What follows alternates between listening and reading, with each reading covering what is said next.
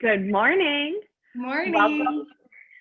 Welcome, Serena, and welcome everybody to our 6th Annual Preschool Kindergarten Summit, Reimagining Connections in Early Learning. My name is Stephanie Mayuri, and I'm the Executive Director of the Alliance for Early Childhood. We are a collaborative community organization that supports the healthy growth and development of children from birth to age 8. We are located in the North Shore of Chicago, but we are so excited to expand our reach nationally and even globally for this ongoing learning series.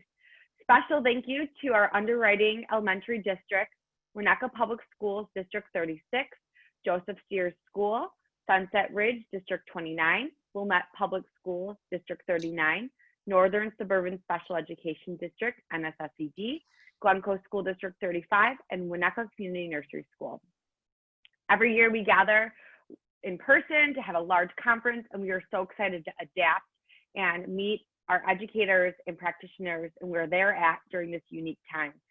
The purpose of today and this ongoing series is to bring together our early childhood community focused around best practice, emerging research, and developmentally appropriate practice. All our goal is today is to promote optimal development and meet you where you're at as a learner and as a practitioner. So whatever school is going to look like in the fall, or however you're going to be practicing, we hope this meets you where you're at and you find it useful and supportive. It is my pleasure to introduce our speaker for today, Serena. She'll introduce herself to you, and I'm going to mute my screen and we'll come together at the end for questions. So we hope you enjoy today and find it supportive. And here you go, Serena. Thank you so much.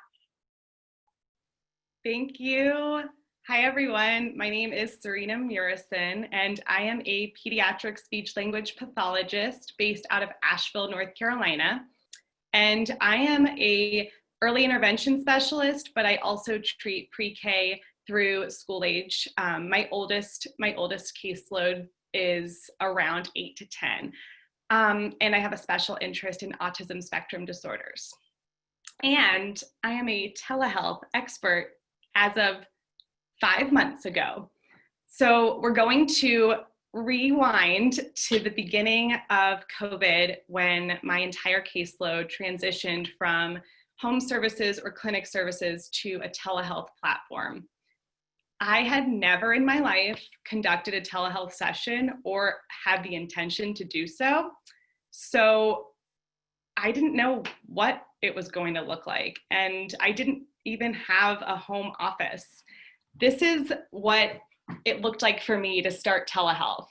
I moved into the guest room in my house and put pillows on the floor and put my toys in a shelf and tried to emulate what it would look like if I were in person and what my clients might want to see, want to play with.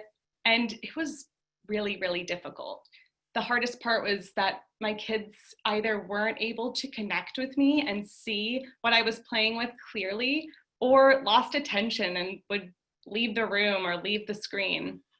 So I started to take some teletherapy continuing education and started to use boom cards and use ABC Ya and use different platforms, PBS website and Disney and Hot Wheels, anything that I could to try and get my children to look at me and want to play with me.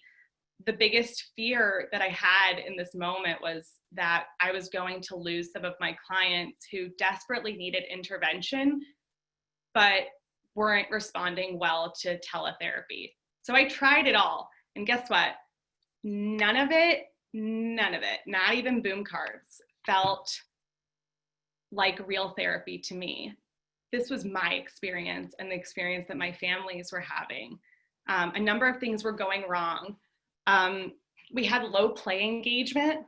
A lot of my children were not their playful selves with me. They might have completed tasks, but they were very structured and had a beginning and ending, and children were waiting for the moment that we could hang up the phone call and get off the line. We had limited face-to-face connection because I was screen sharing so frequently that my face became small and the content became big. The lack of joint attention was so noticeable because a lot of my children were looking on the screen at what I was showing them, but they weren't looking back to me. They were trying to engage with the screen, even using the remote, but they weren't back and forth. They were completing tasks and I was watching, or I was completing tasks and they were watching, which encouraged a lot of passive screen time. And the planning was excessive. I felt like I was planning more than I've ever planned, even in my clinical fellowship. I planned the minute I woke up and knew that I needed 20 plus activities prepared so I could maintain some of my preschoolers' attention. It was difficult and I was struggling.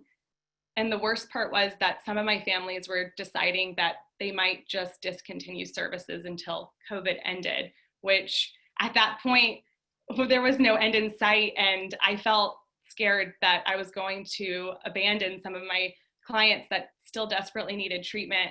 And this is what led to me thinking about what could make my kids pay attention, what can make them connect with me like we used to in person.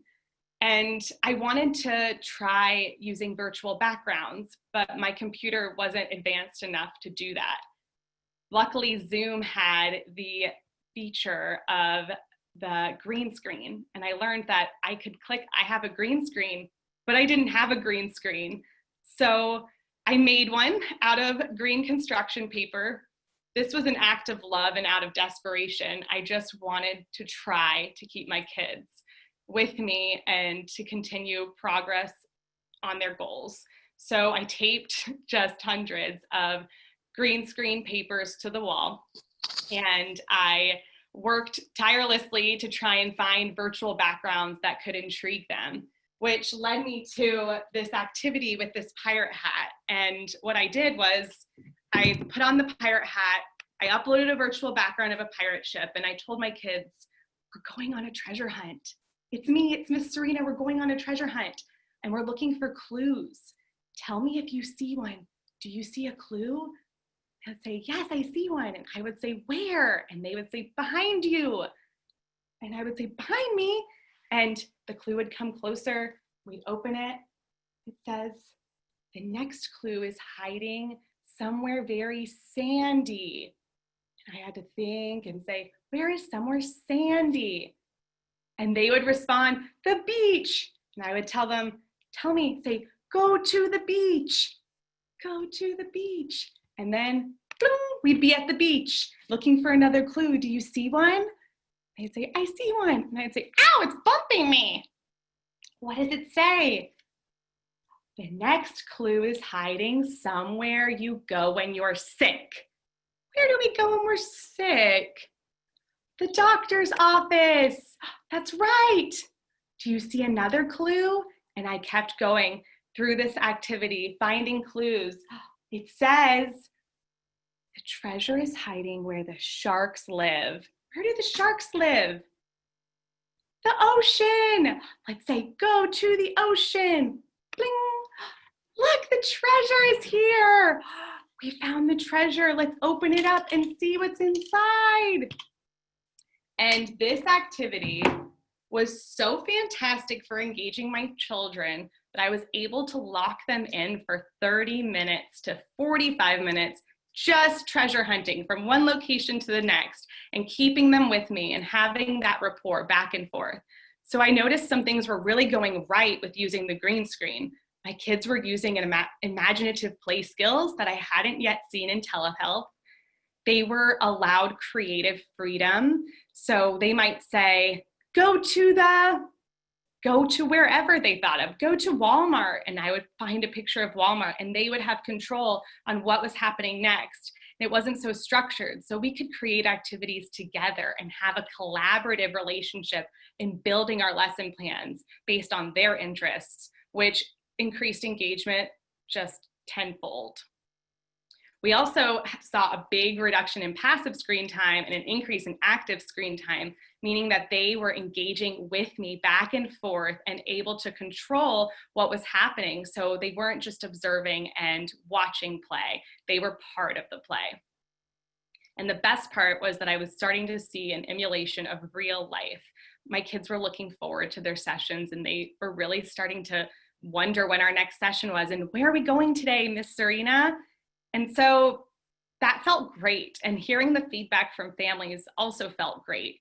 And I saw the teletherapy groups online and I thought, I'm going to record this and send the video out to the teletherapy speech groups so that they can see what I'm doing with my families in green screen. And I uploaded that video of the pirate. Within an hour, hundreds of messages had flooded my inbox. Therapists asking me, how did you do that? What are you doing? My sessions are not going that well. I need your help. What are you doing? And I was appointed the green screen queen overnight. And I saw that there was this high need for more content. And so I created a Facebook group called Green Screen Speech Therapy.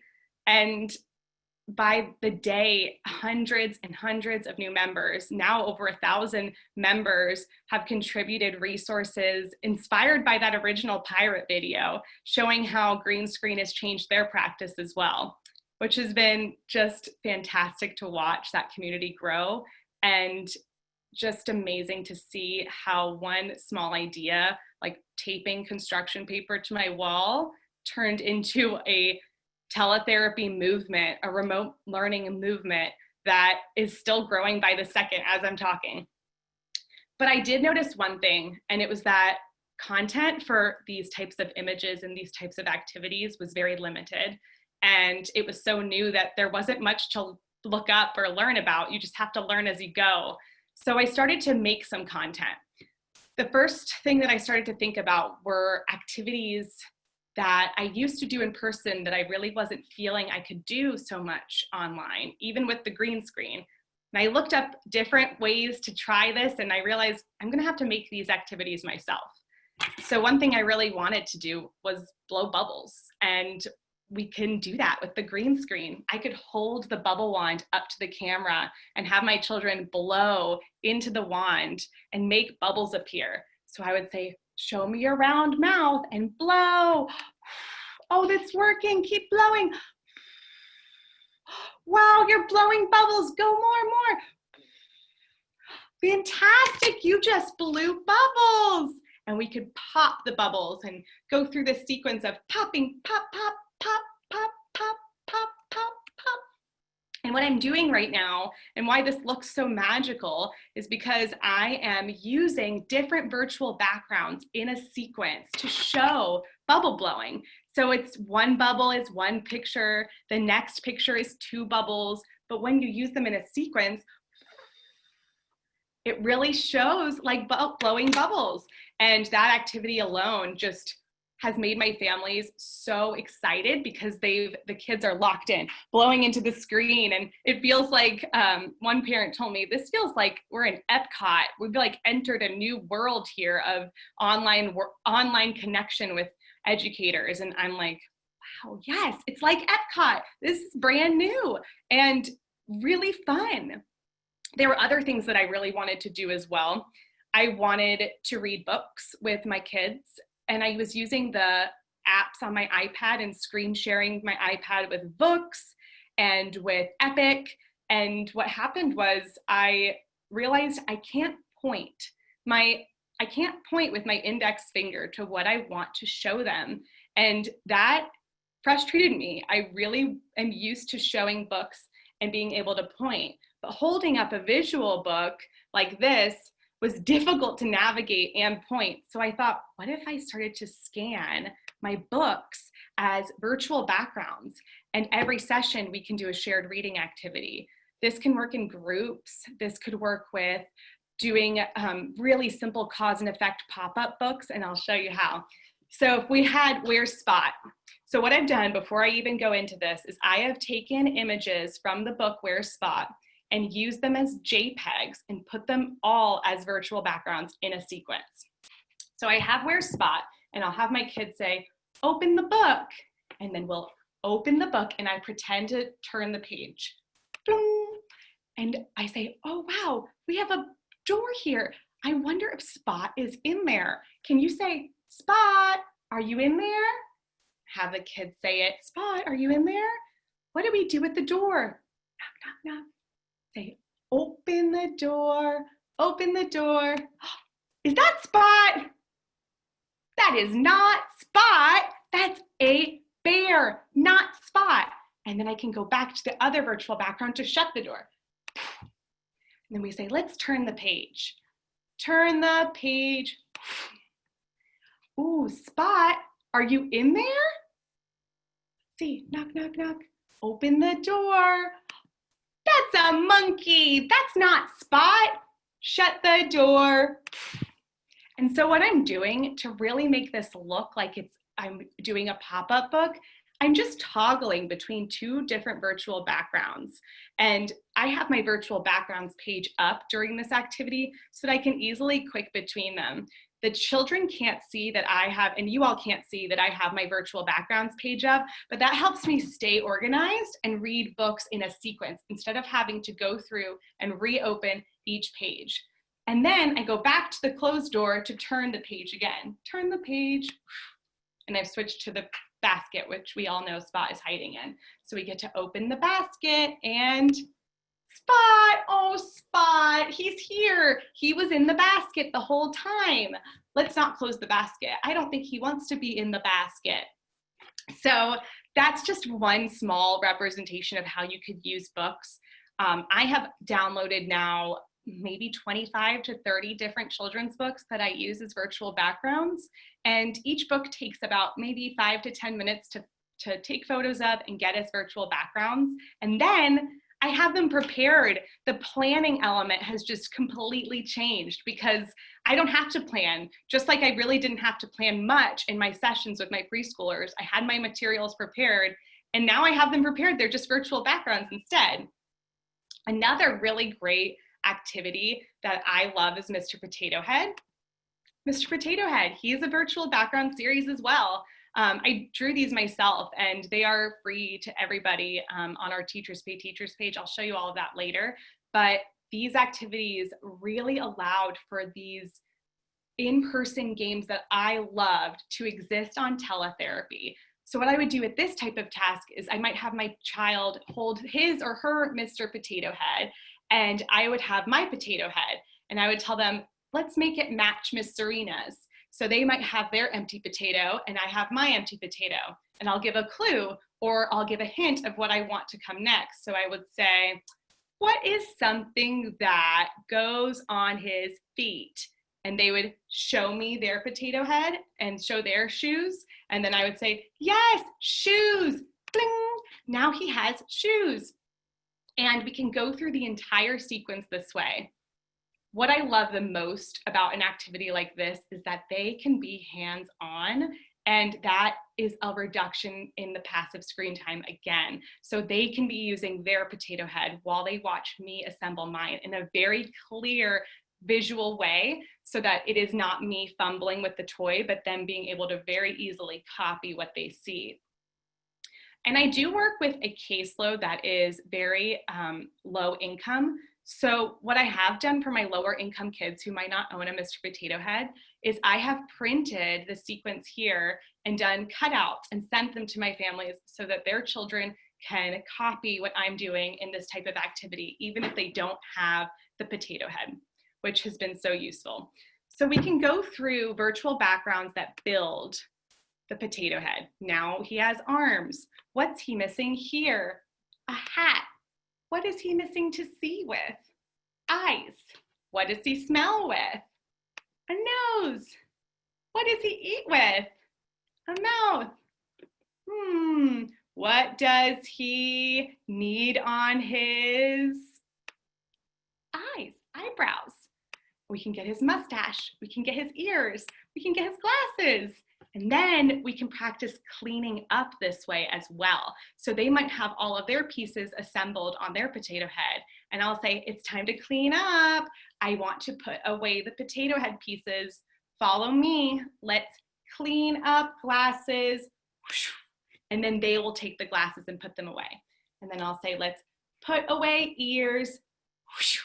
And we'll wipe them all away until all of the potato head pieces are put back to wherever they belong. And it's just a great way to continue targeting the language goals that I'm working on and practicing a classic routine, which is cleanup.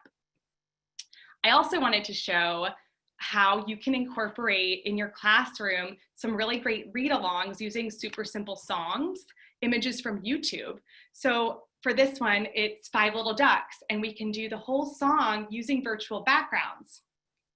What I really love more about this is how I don't have to screen share my YouTube video. When I screen share YouTube videos, they are, one, a little bit too fast. Two, the audio gets confusing because you have to make sure that they can hear the sound. Three, there are often advertisements and other things to distract my kids. And four, the lag. There's a lot of lag in doing shared videos. So when I have them as virtual backgrounds, we can really work on the song like we would sitting on the floor in a therapy room or in their home. So for this, I would go, let's do Five Little Ducks. Five little ducks went out one day, over the hill and far away. Mama duck cried, quack, quack, quack, quack, but only four little ducks came back. I can point 1, 2, 3, 4. And all I've done here is just taken screenshots from YouTube videos and put them as virtual backgrounds. And there are so many super simple songs that you can use and make full sing-along programs for your kids. Whatever songs that you were most likely to use in class or in your sessions, you can do them as a green screen. So I bet some of you all are wondering how you can get your green screen set up for your classroom at home. So here's what I recommend. The first thing that you need if you would like to have an ideal green screen classroom is a wall space. Many people in the green screen group that I mentioned earlier do not have a wall space and are using hanging methods or hanging a screen that they can put behind them, but it's not attached to the wall, which it works, but I do recommend having a wall space because of reasons I will explain a little bit more later. I do also recommend hanging your screen evenly. The papers that I showed before were the opposite of even and caused a lot of problems for that clear image that I'm searching for. So I'll get into all of this more, but we want your screen even and not bumpy. The third, and honestly one of the most important details, is eliminating your natural lighting. So natural light affects the way the computer perceives the green screen and can make you disappear into the screen. So you don't look crisp, or you might not be able to see your fingers moving. They might look very pixelated if there is a lot of natural light. And then 4, having an abundance of artificial light illuminating yourself and the screen so that images just show up nice and clear. Right now I have a ring light in front of me and it's helping me look crisp and clear and be able to interact with the backgrounds. So let's look back at that first green screen setting that I showed you guys. So we've got this room filled with a construction paper, and as you can see, I taped it as well as I could with a number of mistakes that happened here. So as you can see, it was very shadowed in spots. That was causing it to be very bumpy. And this guy, I had way too much natural light coming into the room, and that made me look like I was being swallowed by my backgrounds, and it did not create the crisp look that you all see me in right now. I also had an uneven screen with lots of shadows, and so sometimes if I had any manipulatives that I would put onto the screen, they would disappear. And I did not have a light source in front of me, causing a lot of difficulties with the halo, and just the pixelation effect was not great. So I knew all of these things, but I also didn't know how to find what I truly needed as for the next step of green screen. I knew that this was working wonderfully for my kids, but I also knew that this was something that I needed to upgrade and make it a long-term solution for my teletherapy. And I looked up green screens, and I even purchased a green screen, a legitimate green screen, and found that unlike the paper, I couldn't stick things to it. So paper allowed me to have paper objects that I could tape and they could interact in the scenes.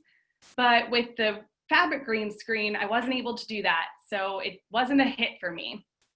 But I knew what I really needed was something that was small enough to fold up at the end of the day, something that would allow images to stick to it and wouldn't rip. So I even looked up magnetic board, flannel, felt green screen, kit. They didn't exist. So I called one of my closest friends who's an occupational therapist and told her there is a high need for green screen kit for distance learning and it doesn't exist. Let's make it. And she was like, okay. So we combined our SLP OT minds and created a green screen. That is what I'm currently using right now. So this is my new setup. This is my new office setup, which is I have a nice clean green screen. I have eliminated natural light from this window right here because I've got blinds. Didn't have blinds before. A necessary upgrade for life anyhow. But now I have blinds and they block out the light. I also have a green screen that doesn't have bumps and doesn't have shadows. And I have a light source. Now I have a ring light, but in this photo I had a lamp and that worked fine as well. And the light source is directed in front of me. And I want to show you guys behind the scenes look right now. So I'm going to turn off my green screen. It's really me. I'm really here in this green screen setting. So I've got this felt green screen behind me and I have these pockets and I'm going to show you how they work. So when you're doing a green screen activity, you project a background that the computer recognizes needs to be placed on green. So I drew this bear, and in this activity, I just want to show you all how this technology really works. So since it's a felt green screen, I have felt pieces that you can place onto the screen and stick onto them, and they can become the activity.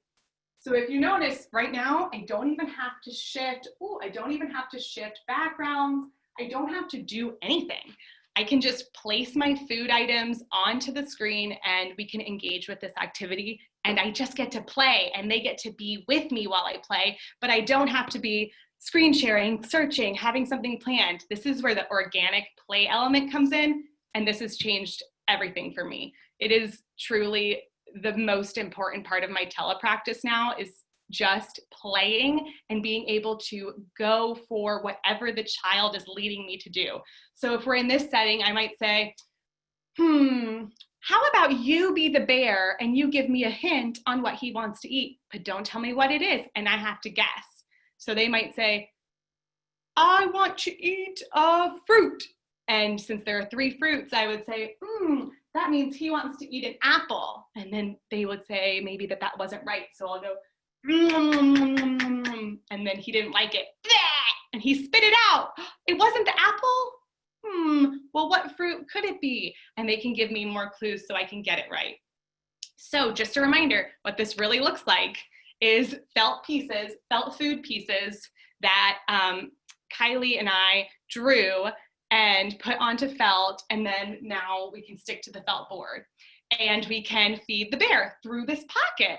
So it's just a magic trick, truly a magic trick, where you can feed the bear and use the pocket and see how my hand disappears. Now the bear is eating my hand. Ow, ow, pull it out.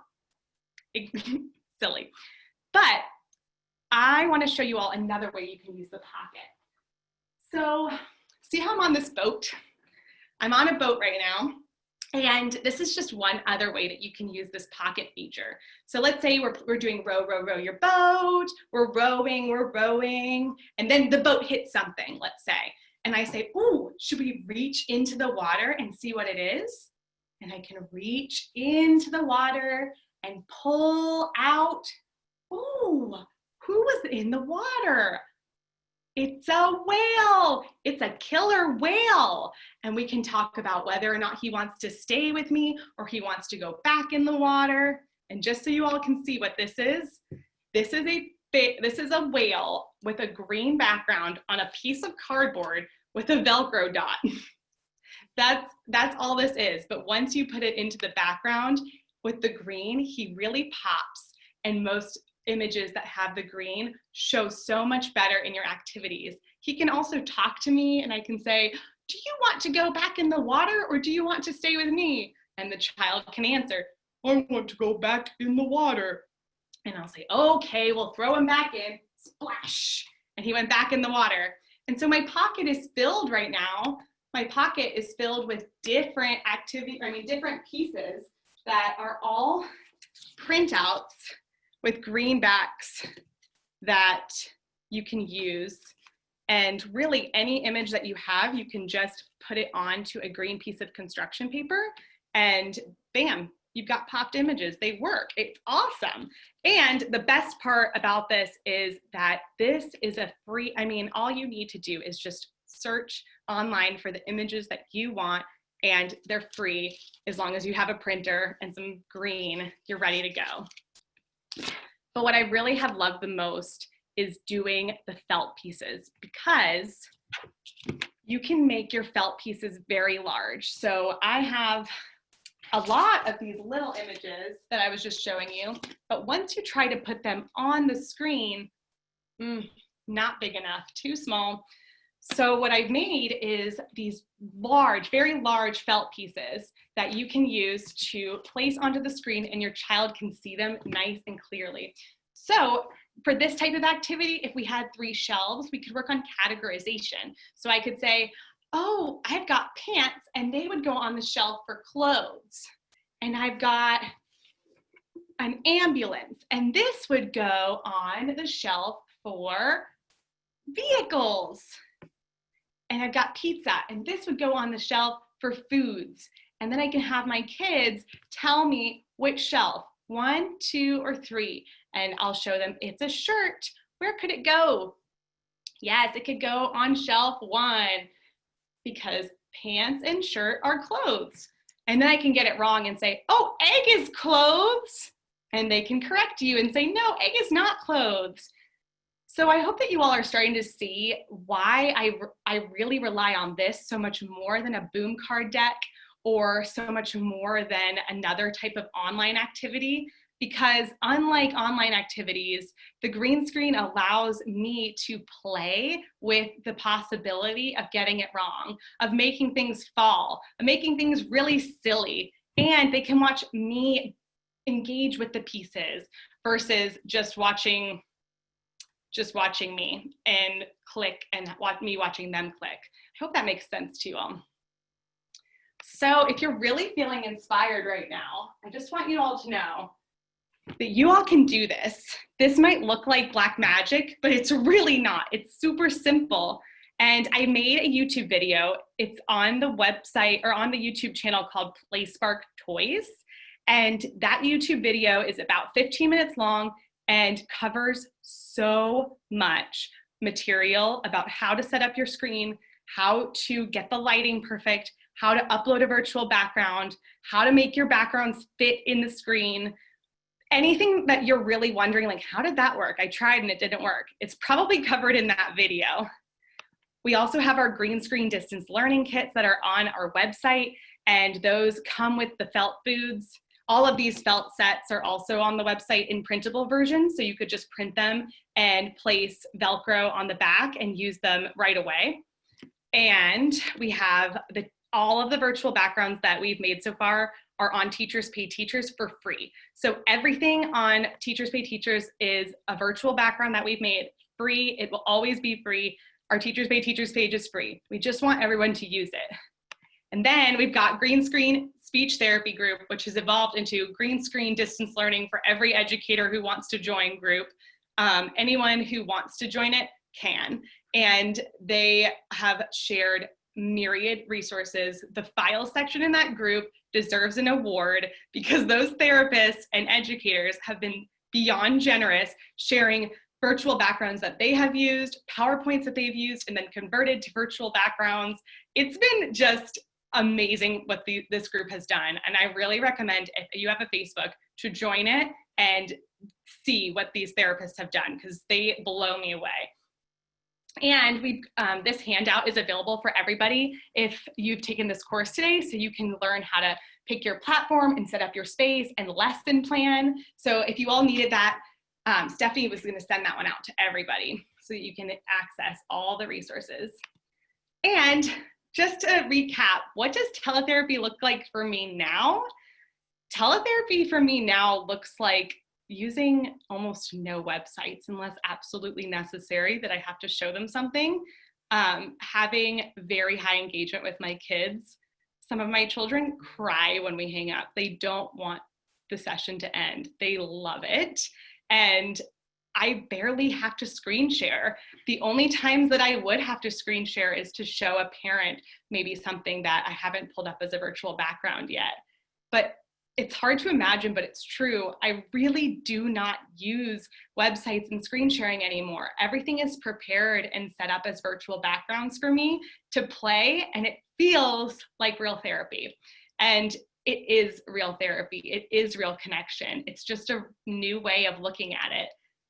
Some of my families were going to leave me. They were going to discontinue speech therapy because they didn't see the connection. It was a big miss. And now some of them have told me that they don't want to return to in-person, even after COVID. That's the difference they've seen using green screen. So I am just hoping that I can share this with every one of you who's wondering if this is for you. Try it out. The resources are free that we've made, and we want you all to join and try. So I want to open the floor up for questions so that I can answer anything you guys are asking. I can see that we have a lot of questions, and I want to make sure I get to a bunch of them. Okay, Serena, do you want me to ask them to you? I have them in front of me. So many, and I think questions are going in two places. They're going in the chat and the Q&A. Yes. So if you have any more questions moving forward, everyone, try and keep them in the Q&A so we can get to them, okay? Okay, so the first question, Serena, is how are the clues floating? That's such a great... You had things floating. Okay, guys, do you want to see how the clues are floating?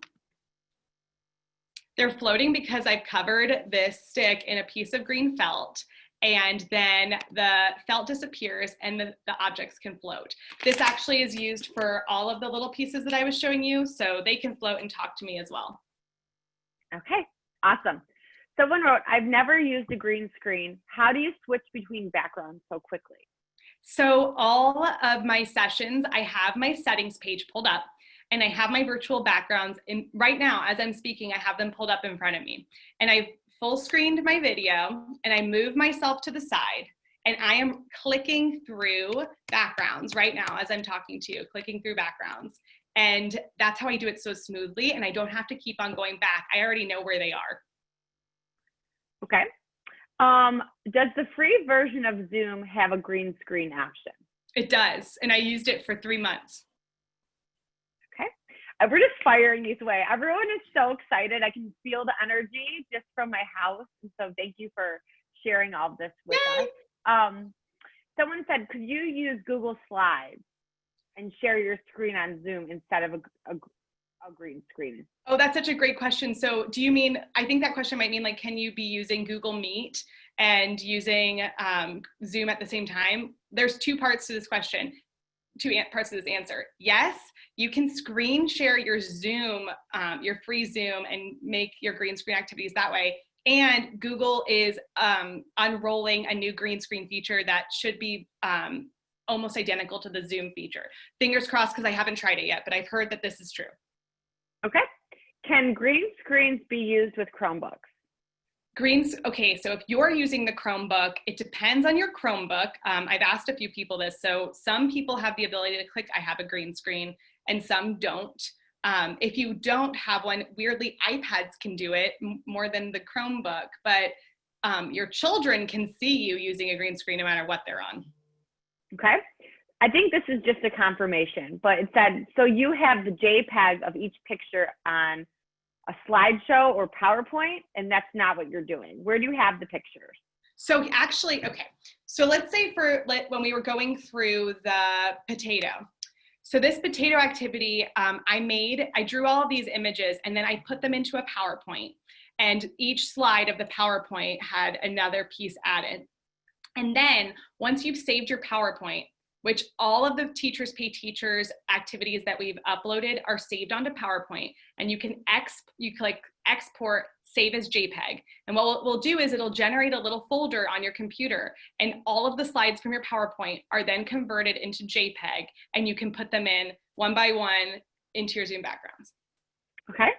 And for those of you who are feeling a little bit overwhelmed, because this is a lot, it might be brand new, This video will be shared out and you could watch it again and pause it. So there's room to come back to this and imagine how to put it to practice. I know as teachers and practitioners are always thinking, how do I do this? So, I know. Right? So the next question is, how large is your ring light? My ring light is 10 inches long. It's this big. Okay. Someone said, how would you control responses for when you have a larger group involved? So if you're not treating one-on-one.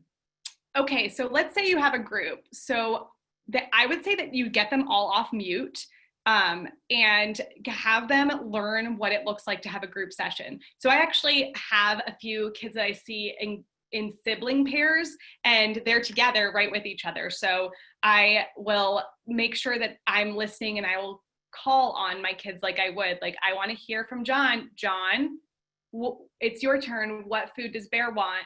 Okay, Sally, it's your turn. What food does he want next? And you just make sure that this is a structure that you kind of teach as you go for them to understand how it works. But I think it's difficult when all of the children are told to mute or unmute, because it gets complicated with them needing to kind of restrict themselves and then only click when they're called on. You know what I mean? Mm-hmm. Someone asked, how do you set up your camera? My camera is the webcam from my dinosaur MacBook. Okay. How do you keep your backgrounds organized on Zoom? That's a really great question, and the answer is it's really hard.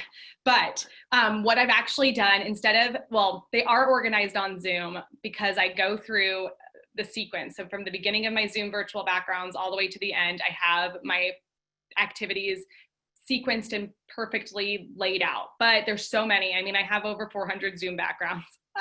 So many. But what I've done also is I've saved my folders for each background onto my computer so that I can easily put those folders into my Zoom background. Let's say if I wanted a new book and I've uploaded that book and I have that folder set up onto my desktop, and it will say where's Spot. And then I'm doing an activity and I can easily drag it in. So that way those folders are always organized. Okay, and I'm sure that takes some time to get into a rhythm of organizing and accessing. Okay, so the next question is about working with children with severe apraxia or articulation issues. What's your experience, or do you have any experience here? Yes. So actually, believe it or not, I've had more luck using the green screen with my apraxic kids than I have using anything else. So one person, her name is All About Communication, and she uploaded a number of different drill activities that you can do using the green screen. And so you can do sequencing, you can do one thing after another, popping balloons, going through one by one, and holding up your apraxia cards, and being able to show your face is always so important so that they can see and watch my prompts. Okay. Okay, when you use pictures like on the boat or in the ocean, do the pictures need to be taped on the same shade of green? Ooh, they do. So mostly, yes. So like if this is actually a slightly different color green and my computer doesn't know it, but this green is, I mean, you all can't see it either, but it's slightly different. If this were like a dark hunter green, it would not work, but it needs to be more or less the same color green. Okay. I'm just firing at you. What is the name of your Teacher Pay Teacher store? Play Spark Toys. We'll make sure we link that in the resources that get sent out. Yes, and our website is playsparktoys.com, and it has all of the backgrounds as well, and all of the felt sets and the green screen kit. Okay. Someone wrote, I have a camera on my laptop, but do you recommend a difference in a camera or a tripod or anything like that? If your webcam on your camera is nice and clear, like mine is, you don't need it. Okay. Let's see. We have about 1 minute, so I'm just trying to go through. Let's see here. Let's see here. Do you use a headset? Have you had any experience with headphones or anything like that? Yes, I use a pair of Bluetooth headphones. They were about $50 on Amazon, and this is especially important for my articulation kids so that I can hear their sounds. And these are amazing. I love them, but the microphone doesn't exist. There is no microphone on these. I'm just using my my computer's microphone. Yes. Okay. So thank you so much, Serena. Talk about disruptive innovation. I feel like COVID has really brought that to many of us by looking at what we currently do and, having to reimagine and reframe to serve all the children that need us right now. And so what a gift to give our educators and our practitioners as we head into a year where things might change and ebb and flow. And we are so excited that we got to bring you to our community. And this is such a well-attended session and so rich with information and strategies. So I just want to assure everyone that the presentation will be emailed out, the recorded link, along with the resources that Serena mentioned. Practice, play around, and you'll be able to contact Serena through the many different channels that she has. But unfortunately, we have to run to another session right now that starts at 11. We need to wrap this up. Okay. Serena, you are so creative and inspirational, and just on behalf of everyone, thank you for being here, and thank you everyone who joined us in this powerful morning of learning. We have sessions continuing all day, pretty much every hour in the hour. Still free. You can register on our website, and then we'll be meeting every Tuesday and Thursday until August 20th on a variety of topics.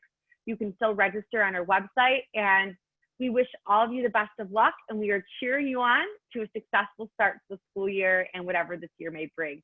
So thank you so much, and Serena, we'll follow up after this, but I'm going to end and start the next one. Sounds good. Bye, everyone. Bye, everyone. Good luck greening.